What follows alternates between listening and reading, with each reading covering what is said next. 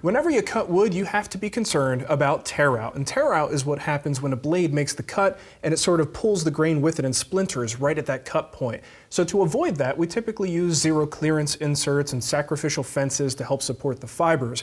But there's actually a better way, taking a cue from an old school methodology. It's something I do whenever I'm going to make a cross cut on wood. And I've got some tenons here that I'm cutting for a project I'm working on right now that are a great example. Let me show you.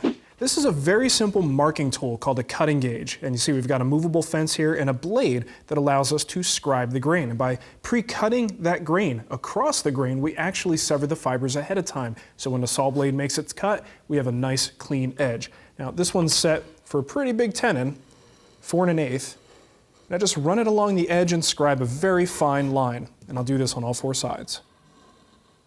Now I've got my dado stack installed and I'm using a miter gauge to make the cut. The miter gauge has a metal fence, so I certainly don't want to cut into it, and I could put a sacrificial fence there, but I'm being very lazy today.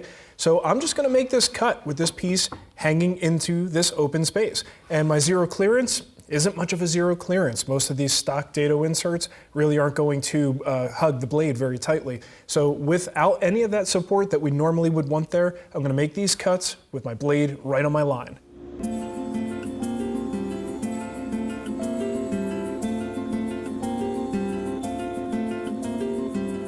Whoa, baby. That is about as clean and crisp as you could expect a cut to be.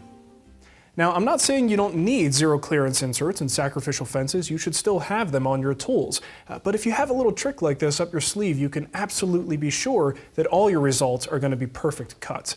Right? And this is just one example of how using old school tools and bringing them into a new school shop with power tools can be incredibly beneficial.